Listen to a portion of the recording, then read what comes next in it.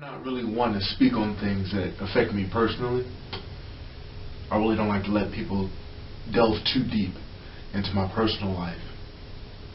But one thing I absolutely loathe, something I despise, is when people see something or take notice of something that has absolutely nothing to do with them, and they take that something and they twist it and they turn it and contort it to make it fit into their lives, to make it about them. And that's what Sugar Dunkerton did when he released that video. Because you can go back and watch that promotional piece over and over and over again, and never once did I mention Sugar Dunkerton. But I do agree with him when he said this match was supposed to be fun. That this match on January 29th, the Masquerade, was supposed to be between one highly competitive performer and another highly competitive performer. He seems to think that he can challenge my personal struggles, my inner demons, so to speak. And there are many. Because yeah, I've got the girl now. I have an amazing girl, an amazing woman. And we're planning a wedding and we're planning a future. And I'm 6'5", and according to Sugar Dunkerton, I have a great complexion. But that wasn't always the case. I can easily go back to when I was a kid, when I was in high school. I was 14, 15 years old, and I was struggling with my weight. And I was struggling with my self-esteem, my confidence, being 280 pounds, 5'5". Struggling with my health. From the very moment I was able to legally work, I was working to support myself.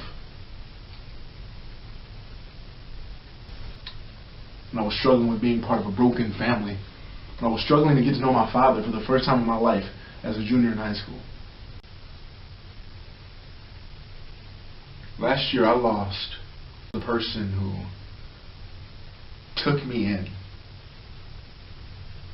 when nobody else would, who supported me, took me in as his own.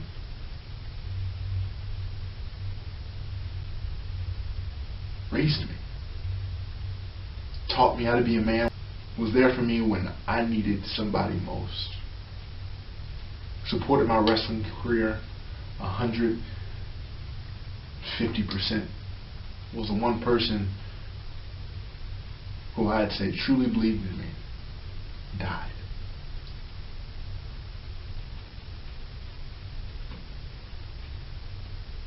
Gone. So I have this anger and this hurt. It hurts, man.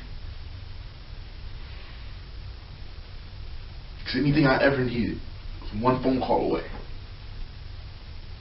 And that man was there for me. He was a brother. These things shaped me. These things molded me into who I am today. And quite honestly, it comes to a point where it pisses me off when somebody questions my struggle. You want to talk about sitting in the car for 24 hours to drive to a booking and drive home. That's great, because I don't know that many people who will travel 24 hours round trip for a booking. I don't know that many people who will travel out of their state for a booking. So I commend Sugar on that. I do. Because that's heart. That's passion. That's dedication. That's respect. I respect Sugar for that. But you're looking at a guy who got in his car 3, sometimes 4 times a week on Sundays, drove 2 hours to St. Louis, Missouri to get beat up, to get knocked down, to get stretched, to get run into the ground. Did that for 3 long, grueling months, but I fought. And I proved to my trainers, I proved to my peers that I wanted this more than anybody in that gym. And at the end of the day, I earned the respect of everybody who walked through those doors at South Broadway. Nobody can deny that. You're looking at a guy who got in his car, drove 4 hours from St. Louis, Missouri to Louisville, Kentucky every week, sometimes twice on pay-per-view weeks.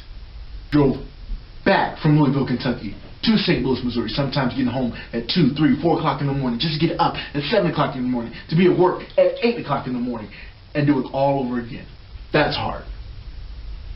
That's dedication. That's passion.